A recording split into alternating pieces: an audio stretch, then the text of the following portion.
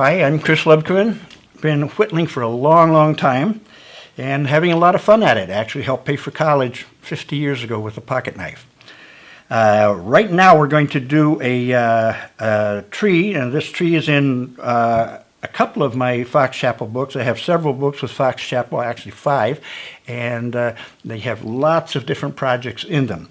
But right now we're going to do the tree. We'll start out with a straight branch like this, and then we're going to sharpen it to a point like this here. And then we're going to start making the little branches. Now this project is a little pine tree, a little Christmas tree. We started out just like we did with the flower. We took the bark off the little twig here. But there's going to be a difference here. We're going to have the tip of the branch have it come to a very sharp, symmetrical point, sort of like sharpening pencils the old-fashioned way. Okay, now so there is the little Christmas tree blank. The tree stroke is going to be up, up, up, up, and this hand and this hand are going to be working together. And I'm just going to slide forward a little bit, slide forward and up, forward and up. Very controlled cuts. Of all the projects I do, and I've done, I don't know, many, this probably takes the most concentration of anything I do, because if I'm not careful, I will end up slicing off the preceding branches. So across and up,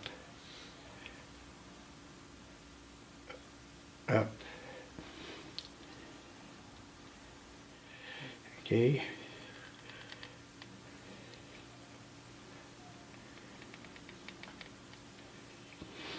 If the branch is wet, these little branches won't stay out. If the twig you're working with is wet, the little branches won't curl out like this. So if you're working with a fresh branch, debark it and let it dry a little bit so that when you make these little cuts, they'll actually curl. Definitely don't try to freehand these cuts, because it'll just get away from you.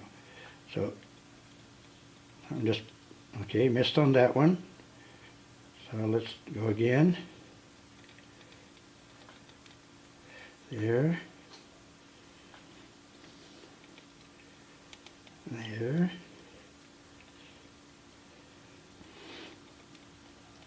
There. Okay, let's get rid of this little one that we missed on before.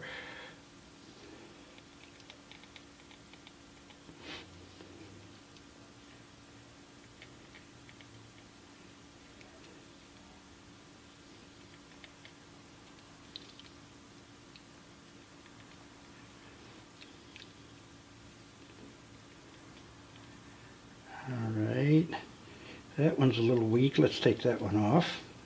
Make another one in its place.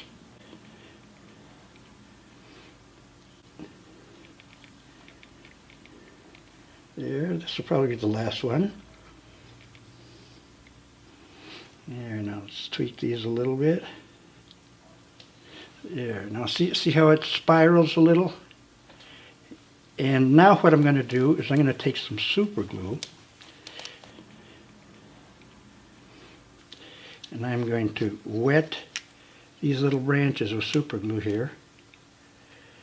And when that dries, it'll sort of petrify them, and then they'll be able to take a little bit more abuse than if you don't do anything to them.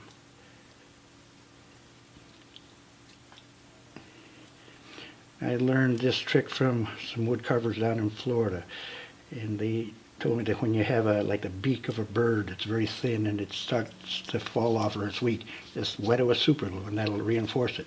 So that's what happened to this little Christmas tree. Now this is what the little tree looks like. It hasn't been chopped down yet. If you want to, you can add do a few more little branches and then chop it down and put it in a little base, and there's one that's already done, mounted on a little piece of bark, and I usually try to put them on a stand that's kind of natural. So this one here is not harvested yet. This one's been harvested and planted, and well, no, I guess you can't harvest them and then plant them, can you? But anyway, it's done.